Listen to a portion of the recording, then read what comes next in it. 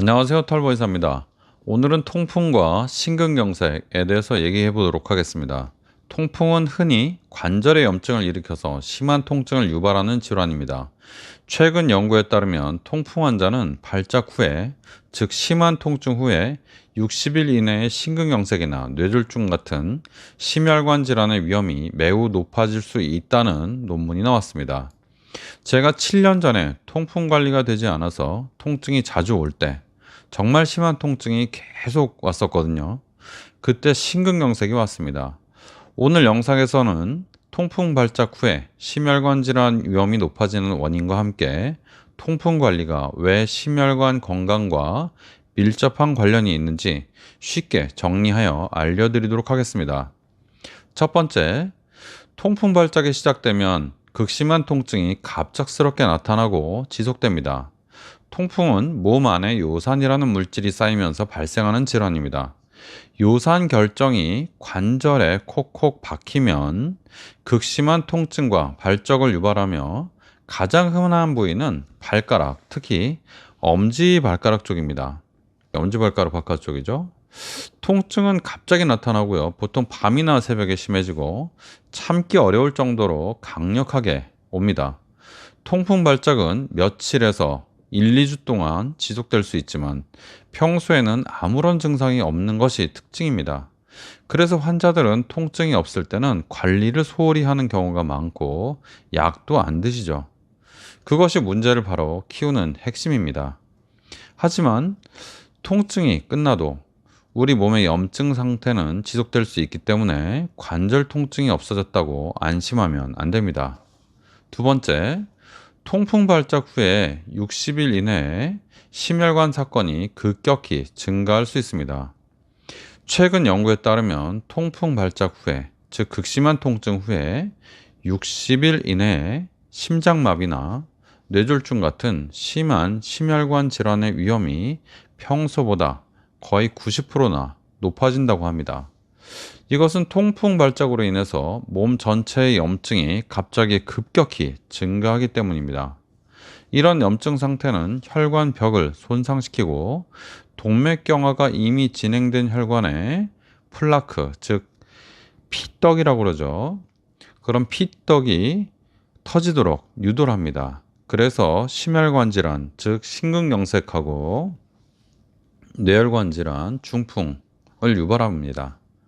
특히 통증이 매우 심하거나 자주 반복될수록 통풍 발작이라고 그러죠. 이런 위험은 더욱 높아집니다. 따라서 통풍 환자들은 발작이 나타난 후에, 즉 통증이 좀 자주 온다 그러면요, 몇 달 동안은 심장과 혈관 건강에 특히 주의를 기울여야 됩니다. 물론 그럴 생각이 없으시겠지만 조심을 해야 되는 건 사실입니다. 세 번째, 통풍 환자에서 심혈관 질환 위험이 높은 이유는 만성적인 염증 때문입니다. 즉 혈관 염증 얘기하는 거죠. 통풍 환자들은 단지 관절에만 염증이 있는 것이 아닙니다. 요산 수치가 높으면 혈관에도 만성적인 염증 상태가 유지돼서 심혈관 건강에 큰 부담을 줄 수 있습니다. 특히 통풍 환자들이 자주 겪는, 즉 많이 갖고 있는 고혈압, 비만, 당뇨, 고지혈증 같은 다른 대사질환들도 심혈관 질환의 위험을 높이는 원인이 됩니다. 통풍 발작으로 인한 급성 염증은 이미 손상된 혈관을 더욱 악화시키고 동맥경화가 진행된 혈관이 쉽게 파열되도록 만듭니다. 이런 점 때문에 통풍 환자는 심근경색이나 뇌졸중 발생률이 통풍이 없는 사람보다 상당히 높은 것으로 나타나고 있습니다. 1.5배에서 2배까지 얘기하고 있습니다. 따라서 통풍 환자는 관절뿐 아니라 혈관의 염증 상태를 관리하는 것이 필수적입니다. 네 번째, 통풍을 관리하는 것이 심혈관 질환 예방으로 직결되는 이유가 있습니다. 통풍은 단순히 통증을 조절하는 것만으로는 충분하지 않습니다. 제가 통풍을 계속 수명을 단축시키는 병이라고 말씀드리고 있죠.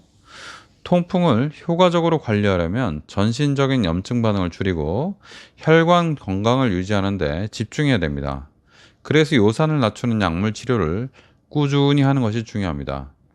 약물 치료와 함께 고혈압, 콜레스테롤, 혈당을 잘 관리하고 적절한 체중과 운동 습관을 유지하면 심혈관 질환 위험을 낮출 수 있습니다.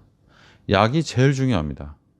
통풍 관리와 심혈관 질환 예방이 함께 이루어질 때 통풍뿐만 아니라 심혈관 사건, 즉 심근경색, 중풍 같은 거를 예방할 수 있습니다.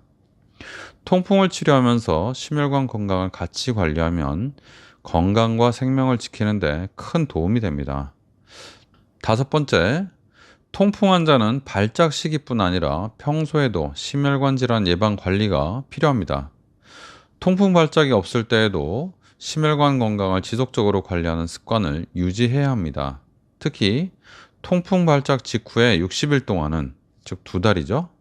더욱 철저하게 심혈관 질환 증상 여부를 관찰할 필요가 있습니다. 이 기간에는 가슴 통증이나 호흡곤란, 그리고 여기 상복부에 좀 답답한 그런 증상, 어쩌면은 역류성 식도염 증상 같은 그런 증상, 현기증 같은 증상, 이런 것들이 나타나면 심장에 문제가 있는지, 혹시 중풍 문제가 아닌지는 잘 살펴봐야 됩니다. 병원에 가보는 게 좋겠죠. 평상시에 꾸준히 혈압과 콜레스테롤 수치를 점검하고 규칙적인 운동과 건강한 식습관을 유지하는 것이 중요합니다. 통풍 관리를 요산 수치를 관리를 잘 해서 꾸준히 관리하는 것이 가장 중요하겠죠. 특히 금연과 절주는 심혈관 질환을 낮추는데 도움이 됩니다. 통풍 있는 사람은 통풍 관리를 하는 게 항상 중요합니다. 오늘 결론은요. 통풍은 관절만의 문제가 아니고 심혈관 질환의 위험도 함께 증가시키는 질병입니다.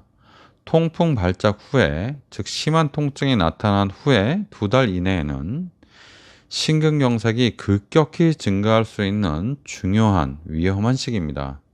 제가 통풍을 고쳐보려고 10년간 노력을 하다가 포기하고 통증이 오면 그냥 진통제와 스테로이드로 버티다가 심근경색이 제대로 왔습니다.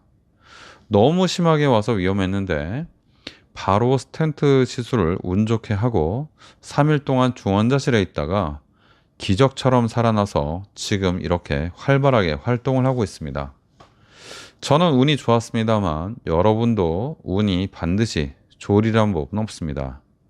심근경색은 한번 제대로 오면, 그냥 살짝 오거나 오다 만 거 말고요. 제대로 오면 운이 억세게 좋아야 살아날 수 있는 병입니다. 저는 제대로 왔었습니다. 근데 간발의 차이로 생명을 건졌죠.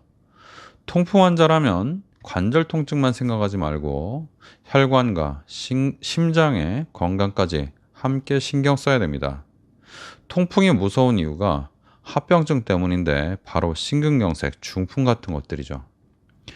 통풍 환자들이 사망하는 1순위는 심근경색과 중풍이 아니라 여기 오늘 얘기하지 않은 신장 문제입니다. 콩팥. 콩팥병으로 제일 많이 사망합니다. 정말 무섭죠? 통풍을 열심히 관리하는 것이 곧 심각한 질환을 예방하는 길이라는 점을 꼭 기억하시고 더 건강한 삶을 위해 꾸준히 관리하는 습관을 기르는 것이 좋겠습니다. 감사합니다. 통풍과 심근경색에 대해서 오늘 말씀드려봤습니다. 털보 의사였습니다.